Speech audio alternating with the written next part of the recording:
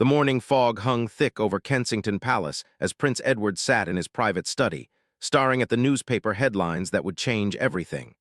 The Times, The Guardian, even the tabloids, they all carried the same devastating story. His name was plastered across every front page, linked to a scandal that had been brewing in the shadows for months. "Sir, the Queen's private secretary is here to see you," his aide announced quietly from the doorway. The young man's face was pale, his usual confidence replaced by nervous energy that filled the room. Edward didn't look up from the papers. He had known this moment would come eventually. The investigation into the Pemberton Foundation had been thorough, methodical, and utterly damning. What had started as a charity supporting veterans had become something else entirely. A web of financial irregularities, questionable partnerships, and now, allegations of money laundering that reached into the highest levels of British society. The foundation had been his pet project, his attempt to make a real difference after years of ribbon-cutting ceremonies and hospital visits. He had wanted to create something meaningful, something that would help the men and women who had served their country. Instead, he had become entangled with people whose motives were far from charitable. Sir James Whitmore entered the study without ceremony. The Queen's private secretary was a thin man in his 60s, with silver hair and eyes that missed nothing. He had served the crown for over 30 years, weathering scandals and crises that would have broken lesser men. Today, however, even he looked shaken. "Your Royal Highness," Whitmore began, his voice carefully controlled, "I'm afraid we need to discuss the current situation." Edward finally looked up from the newspapers. "I assume you've spoken with Her Majesty." "At length, sir. The palace has been monitoring the situation since the first reports surfaced 3 weeks ago. We had hoped the matter would resolve itself quietly, but—" Whitmore gestured toward the newspapers spread across the desk. The story had broken wide open the previous evening.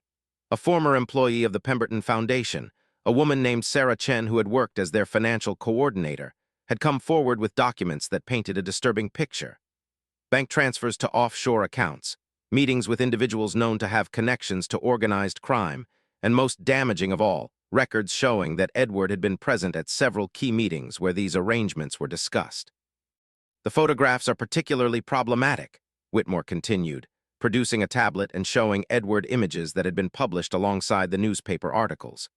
There he was, shaking hands with Viktor Kozlov, a Russian businessman who was now under investigation by Interpol. Another photo showed him at a dinner with Michael Torino, whose connections to illegal gambling operations had only recently been exposed. "I met with dozens of potential donors," Edward protested. "We vetted everyone through the proper channels. I had no knowledge of their other activities." "I understand that, sir. However, public perception is often more powerful than truth, especially in matters concerning the royal family." Whitmore's tone was sympathetic but firm. "The opposition has already called for a full parliamentary investigation. Social media is quite vocal in its condemnation." Edward walked to the window, looking out at the gardens where tourists were already gathering, hopping for a glimpse of royalty. Many of them held phones, no doubt discussing the very scandal that was consuming his life. The irony wasn't lost on him. He had spent his entire adult life trying to serve the public, only to become the subject of their anger and disappointment. "What does my grandmother want me to do?" he asked, though he suspected he already knew the answer. "Her Majesty has asked me to inform you that, effective immediately, your patronage of all charitable organizations will be suspended pending the outcome of the investigation. Your military honorary ranks will also be reviewed." The words hit Edward like a physical blow. His military ranks were more than ceremonial titles. They represented his genuine service in Afghanistan, his years of training, the bonds he had formed with soldiers under his command. To lose them would be to lose a fundamental part of his identity. "There's more, I'm afraid," Whitmore continued. "The Prime Minister has advised that your role in upcoming state functions should be minimized.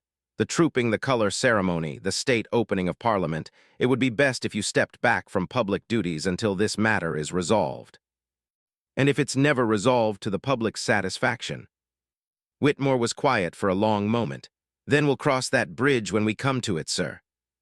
After Whitmore left, Edward sat alone in his study, surrounded by the remnants of a life that was rapidly unraveling.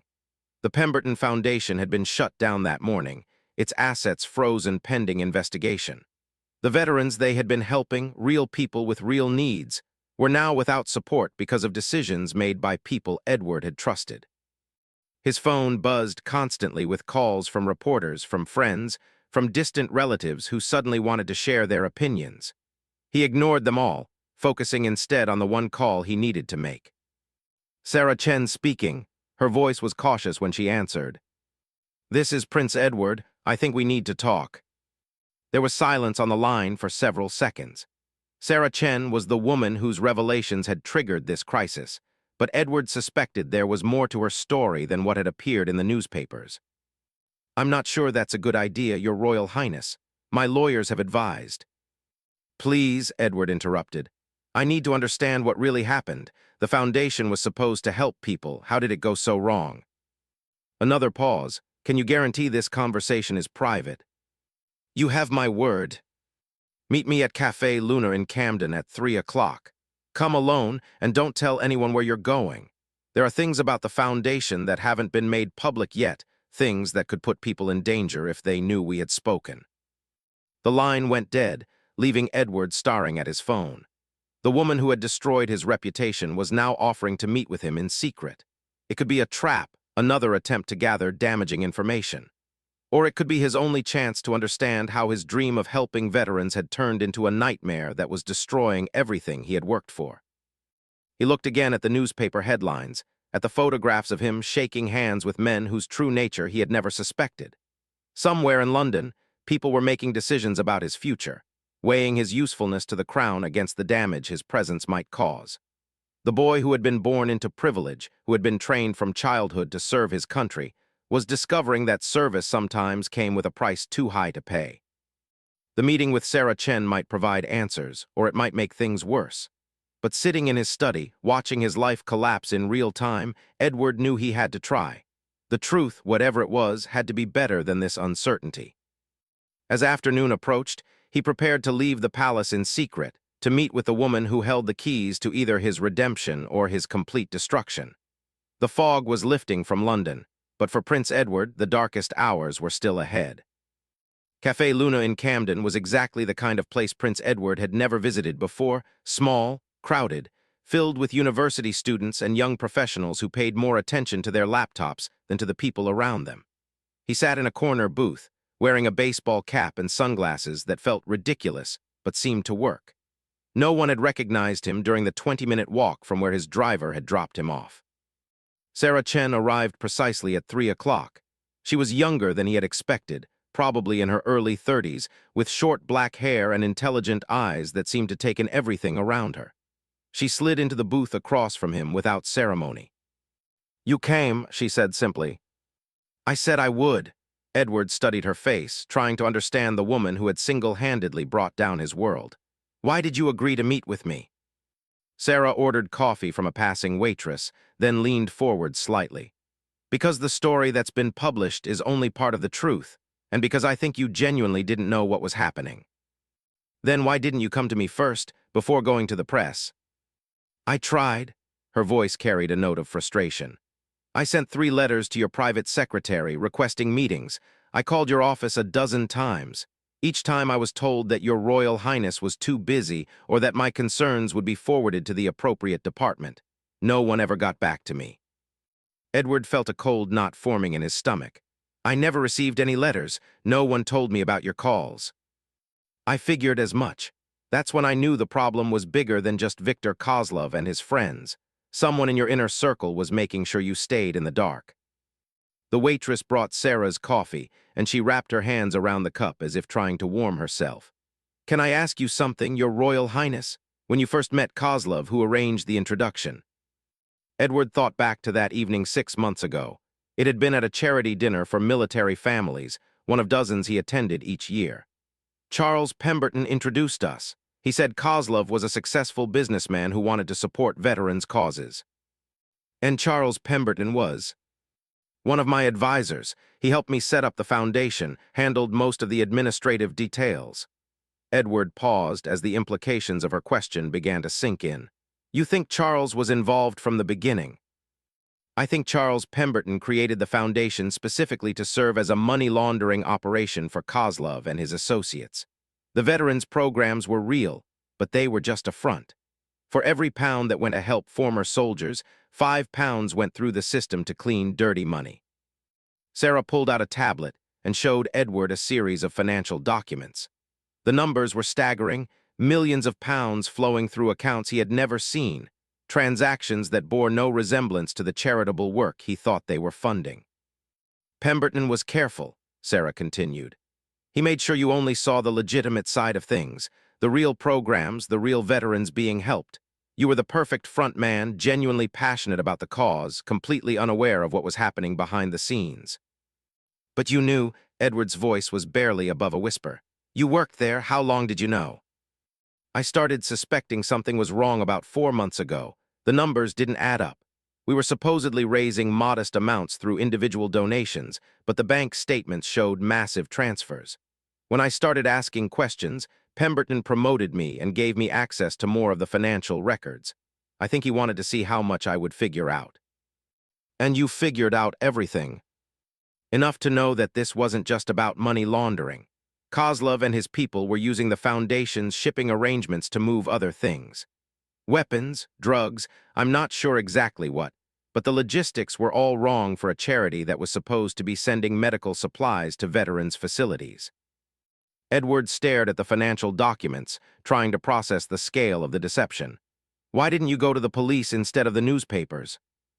Sarah's expression darkened. I did go to the police, Detective Inspector Morrison at Scotland Yard. 2 days later, I was contacted by someone who suggested very strongly that I should find a new job and forget what I had seen. When I didn't take the hint, my apartment was broken into. Nothing was stolen, but my computer was destroyed and files were scattered everywhere. So you went to the press for protection? Partly, but also because I realized that this conspiracy reached into places I couldn't identify. Someone in law enforcement was protecting Kozlov's operation. Someone in your organization was keeping you isolated from the truth. The only way to expose everyone involved was to make it so public that they couldn't cover it up anymore. Edward removed his sunglasses and rubbed his eyes. The full scope of his situation was becoming clear. He hadn't just been used, he had been carefully manipulated by people he trusted, turned into the unwitting face of a criminal enterprise that stretched far beyond what anyone knew. There's something else, Sarah said quietly. Something I haven't told the newspapers yet. What? 3 weeks ago, right after the first stories started coming out, Pemberton disappeared. His house is empty, his cars are gone, and his bank accounts have been closed. But before he left, he sent me a package. Sarah reached into her bag and pulled out a small manila envelope.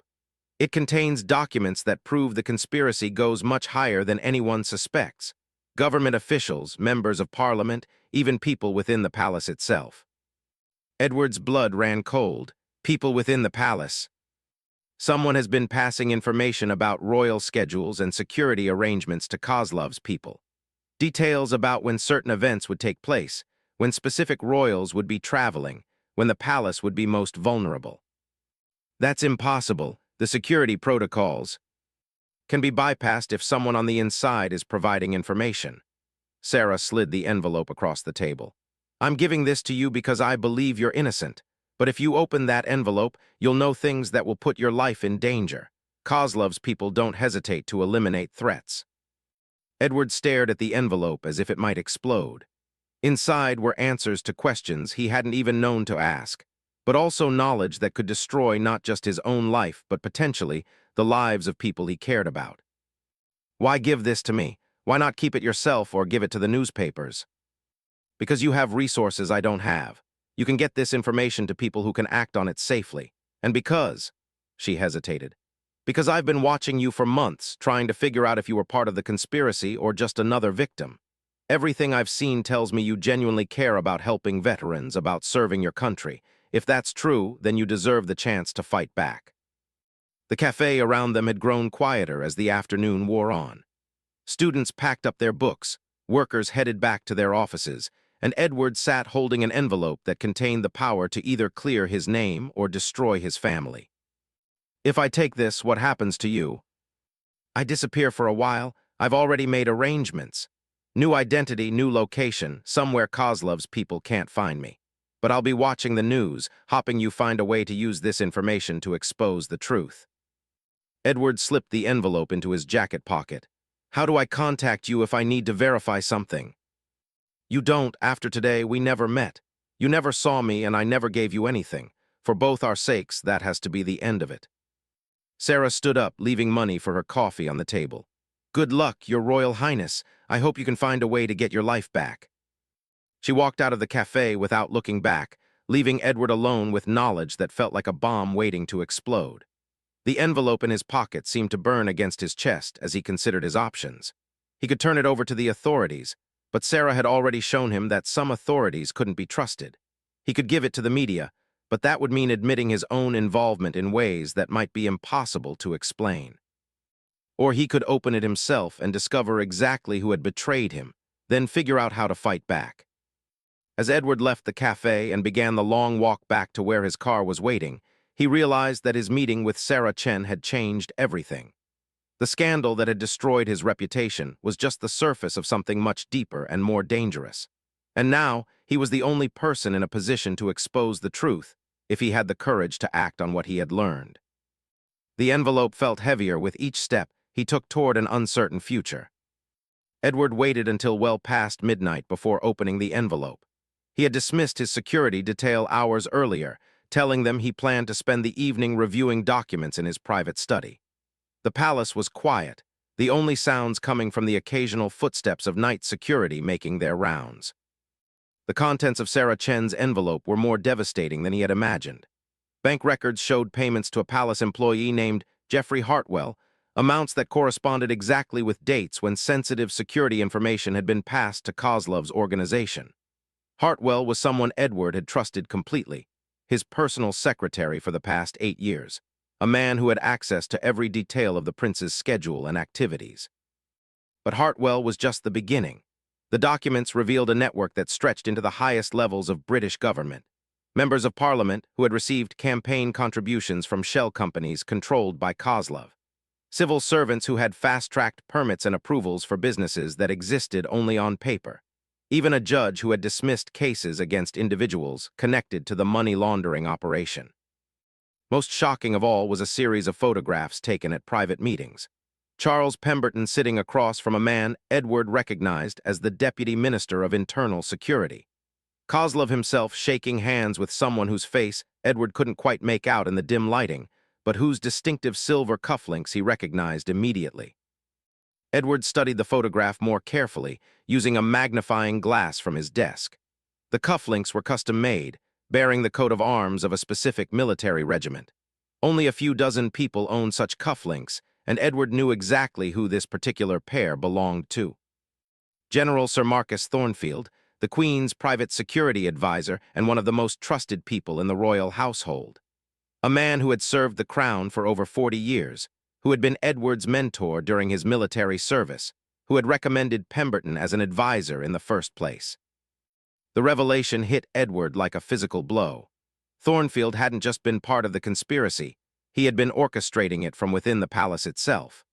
The general had positioned himself perfectly to manipulate royal security, to provide information to foreign criminals, and to use Edward as an unwitting front for the entire operation. Edward's hands shook as he reached for his phone, then stopped. Who could he call? If Thornfield was involved, then anyone within the palace security apparatus might also be compromised. The police had already proven unreliable when Sarah had tried to report her concerns. Even members of the government appeared to be part of the network. A soft knock on his study door made him freeze. It was past 1 in the morning. No one should be seeking an audience at this hour. He quickly gathered the documents and photographs, sliding them back into the envelope and tucking it into a drawer of his desk. "Come in," he called, trying to keep his voice steady. Jeffrey Hartwell entered the room, carrying a tea service that Edward hadn't requested. His personal secretary was a thin man in his 50s, efficient and unobtrusive, someone Edward had never thought to question or doubt.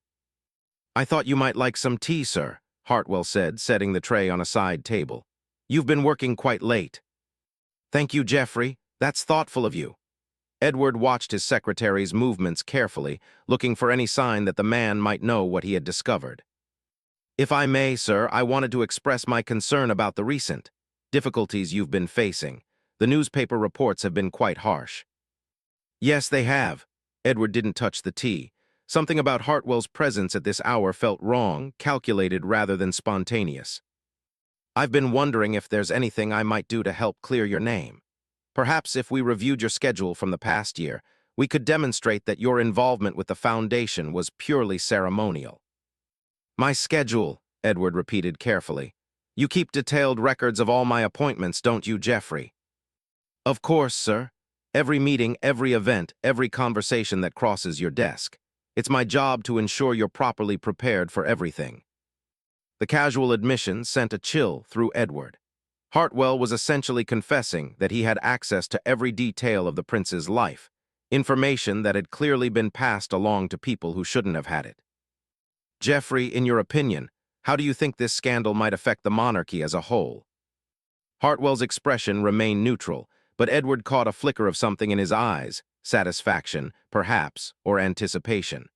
I think it demonstrates the importance of being very careful about the people we associate with, sir. Trust, once broken, is difficult to repair. Indeed it is.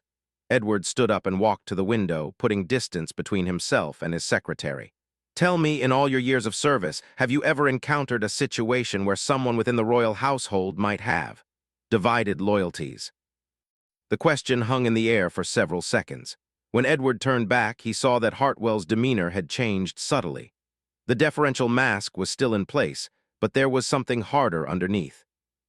I'm not sure I understand what you're suggesting, sir.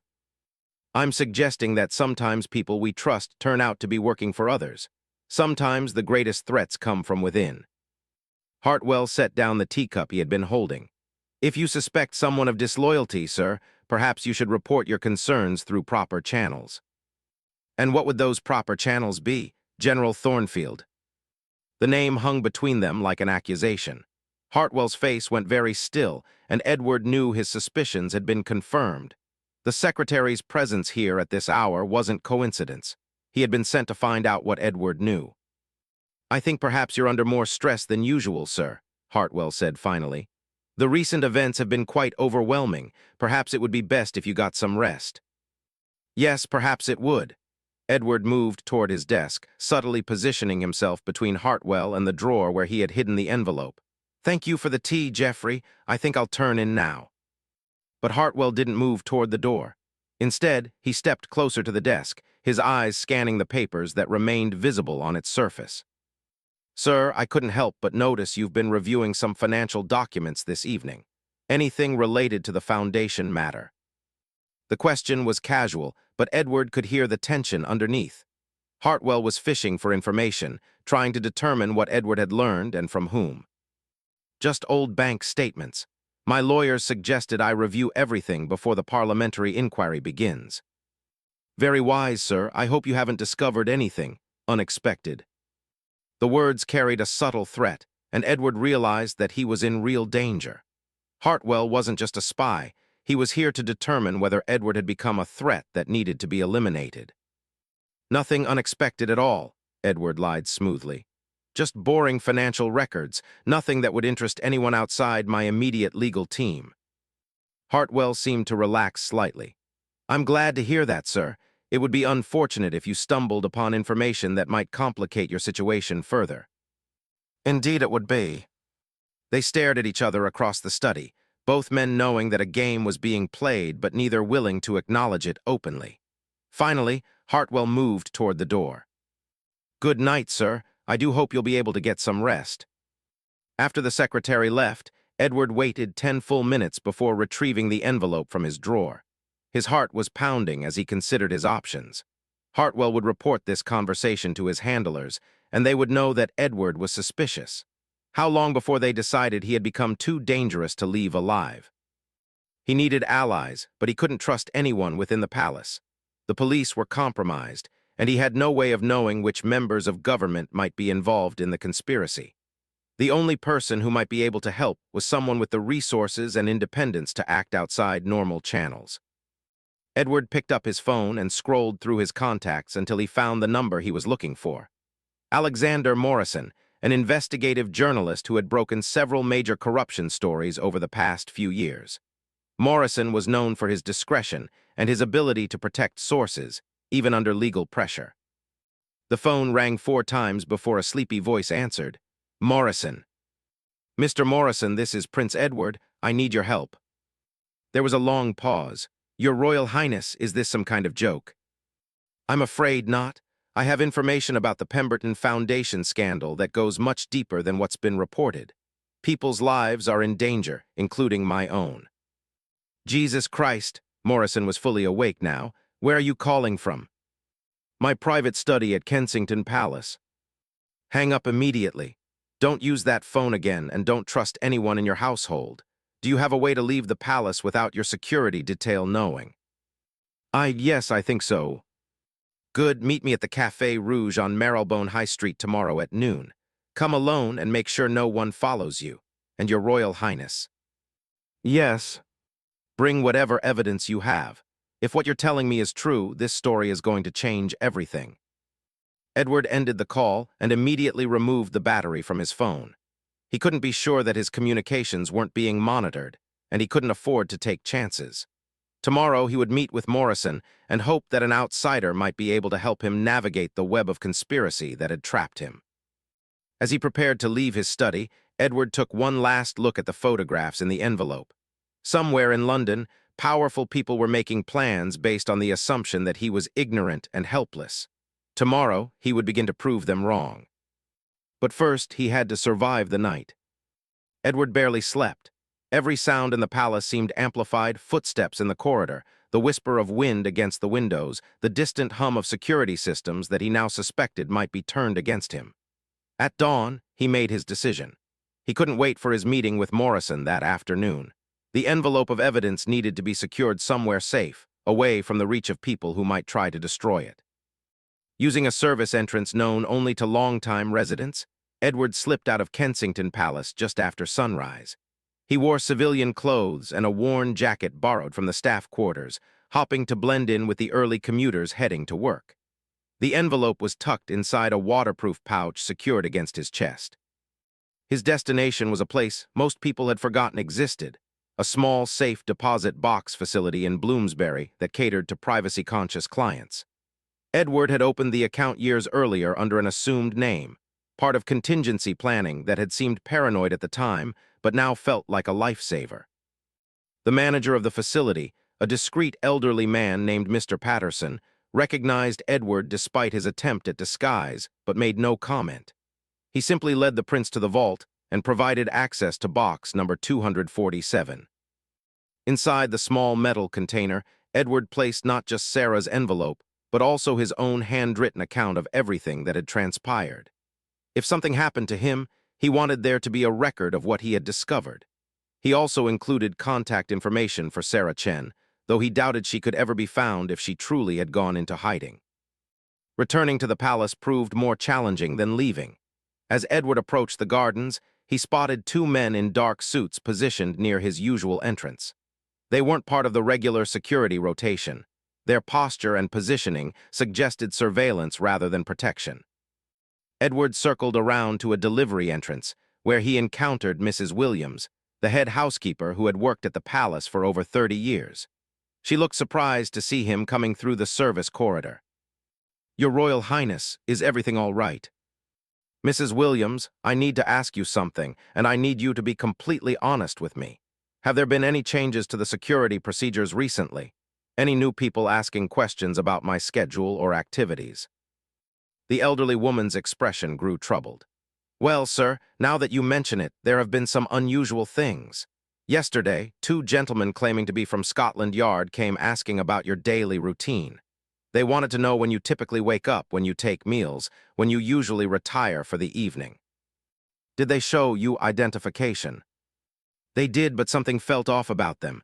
Their questions weren't about security, they were more like—" She paused, searching for the right words. "Like they were planning something." Edward felt his blood run cold. The conspirators weren't just watching him, they were gathering intelligence for some kind of operation. The fact that they were asking about his daily schedule suggested they might be planning to act soon. "Mrs. Williams, I need you to do something for me, and I need you to keep it completely secret. If anyone asks where I am today, tell them I'm unwell and not to be disturbed. I may not be in my rooms, but I need people to think I am. Sir, if you're in some kind of trouble. I am, but I'm working to resolve it. Just please help me buy some time. The housekeeper nodded solemnly. You can count on me, sir. Your father was always kind to the staff, and you've been the same. If there are people trying to hurt you, they'll have to go through us first. Edward made his way back to his quarters using servant passages that most people didn't know existed.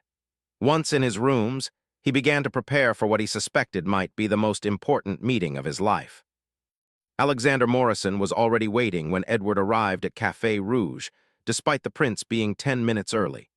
The journalist was a man in his 40s with graying hair and intelligent eyes that missed nothing. He had positioned himself at a table with clear sightlines to all entrances and exits. Your Royal Highness, Morrison said quietly as Edward sat down.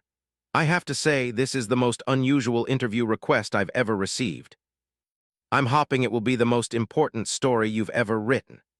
Edward handed Morrison a copy of several key documents from the envelope. What you're looking at is evidence of a conspiracy that reaches from Russian criminal organizations into the highest levels of the British government. Morrison studied the papers, his expression growing increasingly serious. These bank records, if they're authentic, they show massive money laundering operations. And this photograph, he looked up at Edward. Is this really General Thornfield? My mentor for 20 years, the man who recommended Charles Pemberton as an advisor, the person with access to royal security protocols and the authority to modify them without question. This is explosive material, but you understand that without corroborating evidence, some people will dismiss this as an attempt by you to deflect blame for your own involvement. Edward had anticipated this challenge. I've been thinking about that. The key is Sarah Chen, the former Foundation employee who first exposed the scandal. She's the one who provided me with these documents. Where is she now? I don't know. She said she was going into hiding, and I believe her life is in real danger. But before she disappeared, she gave me something else. Edward showed Morrison a small flash drive. Security camera footage from inside the Foundation offices. It shows meetings between Pemberton, Kozlov, and several other people, including at least 2 members of Parliament. Morrison plugged the drive into his laptop and watched several minutes of footage. The quality was good enough to clearly identify faces and voices, and the conversations left no doubt about the criminal nature of the enterprise. This is devastating, Morrison said finally. But it also puts both of us in considerable danger if these people are willing to kill to protect their operation. They are. Sarah's apartment was broken into after she tried to go to the police. And last night, my own secretary was questioning me in ways that felt more like an interrogation than casual conversation. Morrison closed his laptop and leaned forward. Here's what I propose. I'm going to need at least 2 days to verify some of these claims independently. I have contacts in various law enforcement agencies, people I trust who can look into this without alerting the wrong people. Can you stay safe for 48 hours? I think so. I've told my household staff that I'm unwell and not to be disturbed. That should buy me some time. Good. While I'm working on verification, I want you to prepare a complete written statement detailing everything you know. Names, dates, your own involvement, and what you were told versus what was actually happening. Make it comprehensive, because once this story breaks, you're going to face intense scrutiny. Edward nodded. There's something else you should know. I believe they may be planning to move against me soon. The questions being asked about my daily routine suggest they're preparing for some kind of action. Morrison's expression darkened. What kind of action? I don't know, but given what's at stake for them, I doubt they intend to let me live long enough to testify against them. They agreed on a communication protocol using encrypted messaging and a series of secure meeting locations. Morrison would contact Edward when he had finished his verification work, and they would decide together how to release the story in a way that would protect both the evidence and the people involved. As Edward prepared to leave the cafe, Morrison grabbed his arm. Your Royal Highness, I need you to understand something. Once this story comes out, your life will never be the same. The monarchy itself could be damaged by the revelations about palace security. Are you prepared for that? Edward thought about the veterans who had been helped by the Foundation's legitimate programs, about Sarah Chen risking her life to expose the truth, about Mrs. Williams and other loyal staff members who deserved better than to serve in an institution compromised by criminals. "The monarchy will survive this," he said quietly. "It's survived worse, but it won't survive if we allow corruption to take root and grow unchecked. Sometimes the greatest service we can perform is to expose the truth, regardless of the personal cost." Morrison nodded approvingly.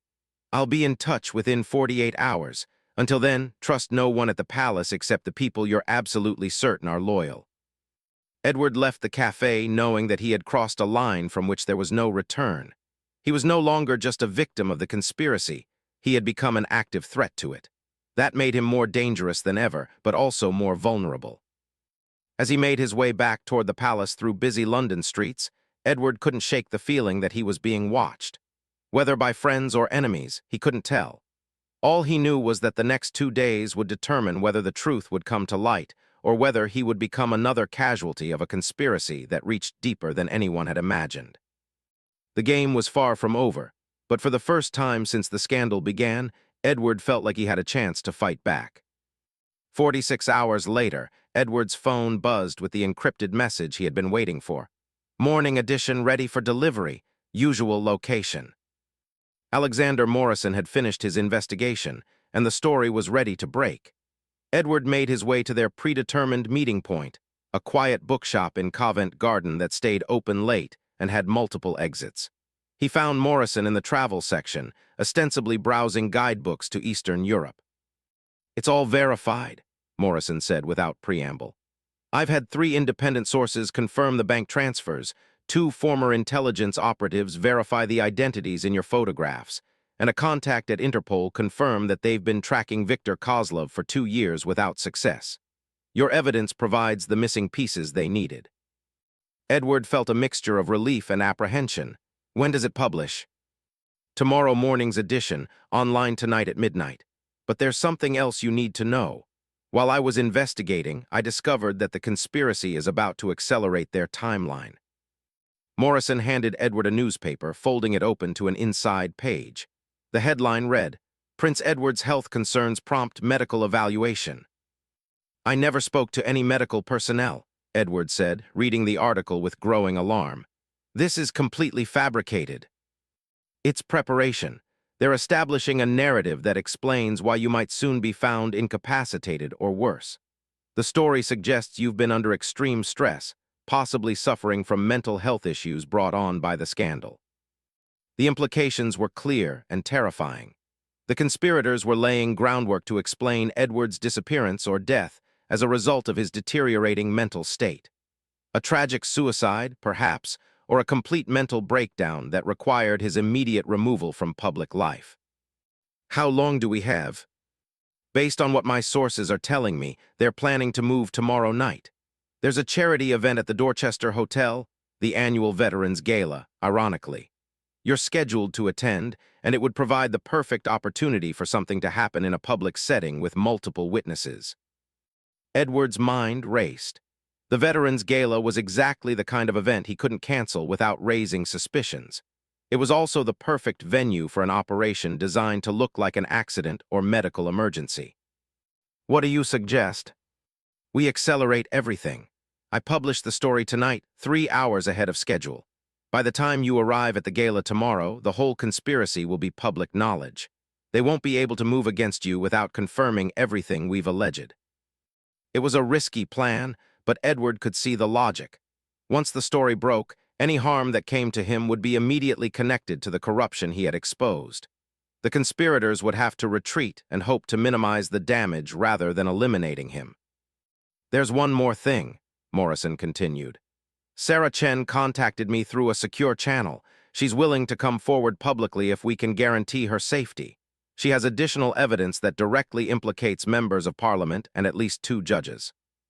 "Where is she?" "Safe house in Scotland.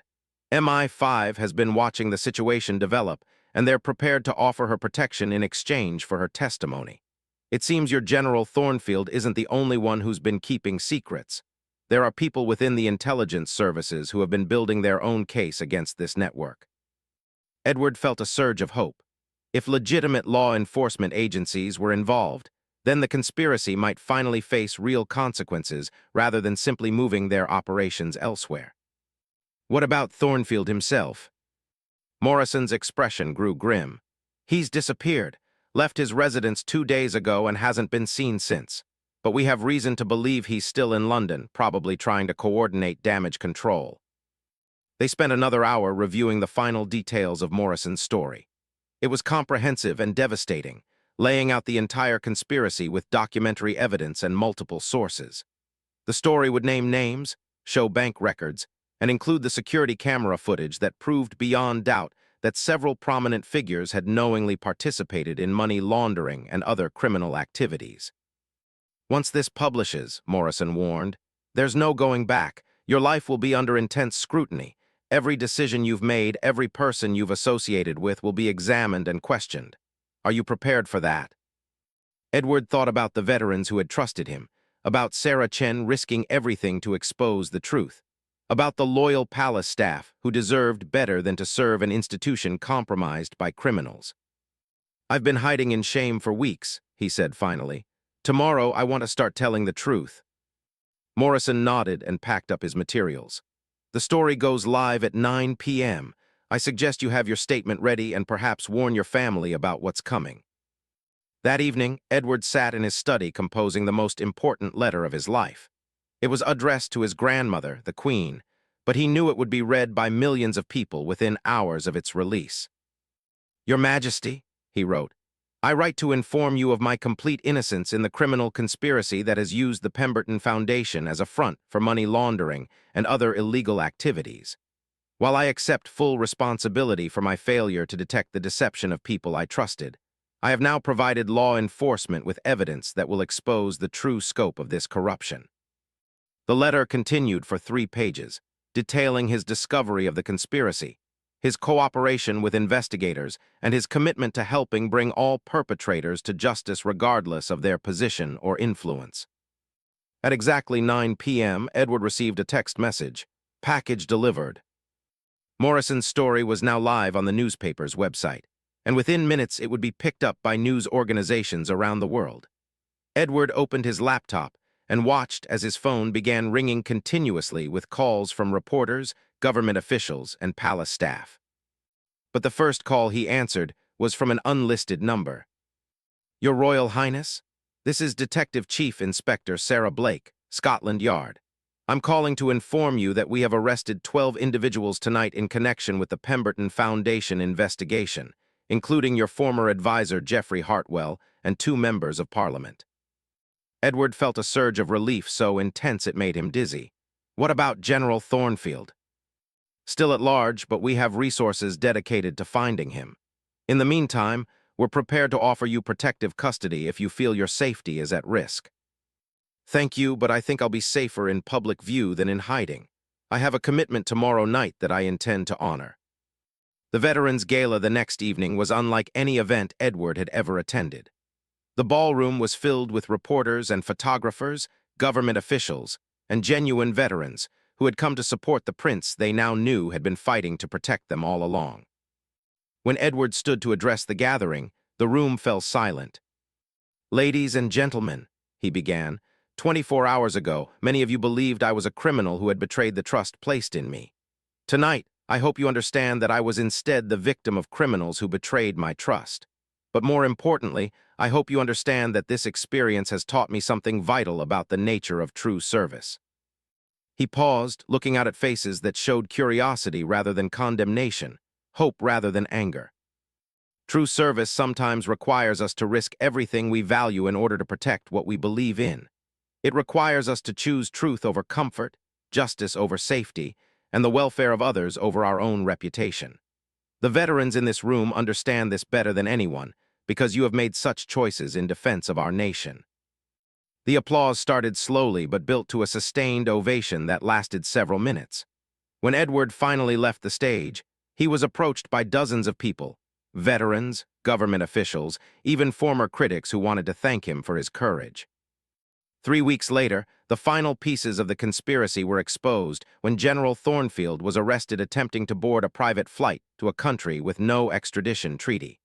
His capture led to additional arrests, and the recovery of millions of pounds in stolen funds. Edward stood in his study, reading the morning newspapers that declared his complete vindication and praised his courage in exposing the corruption. But the headlines that meant the most to him were the smaller stories buried deeper in the papers: announcements of new funding for veteran support programs, reports of improved security protocols at royal residences, and news that Sarah Chen had been awarded a commendation for her role in exposing the conspiracy. Outside his window, tourists once again gathered in the palace gardens, but now they looked up at his residence with respect rather than suspicion. Edward had lost his honorary military ranks and several ceremonial roles during the scandal, but he had gained something more valuable: the knowledge that when tested, he had chosen truth over self-preservation. His phone rang, and he answered to find Alexander Morrison on the line. "Your Royal Highness, I wanted to let you know that the investigation has expanded internationally. Kozlov's network extended into at least 6 countries, and your evidence is helping law enforcement agencies around the world dismantle similar operations." "That's gratifying to hear. There's something else. I've been approached by several veterans organizations who want to know if you'd be interested in starting a new foundation, one that would have independent oversight and complete financial transparency." Edward smiled, looking out at the gardens where people gathered in hope rather than anger. "I think I'd like that very much." The scandal that had nearly destroyed him had instead revealed his true character. Prince Edward had learned that sometimes the greatest service a person can perform is to risk everything in defense of the truth. It was a lesson that would guide him for the rest of his life, as he worked to rebuild not just his own reputation, but the very meaning of royal service in a modern world. The morning fog had lifted, and London sparkled in the clear sunshine. For the first time in months, Prince Edward's future looked as bright as the day outside his window.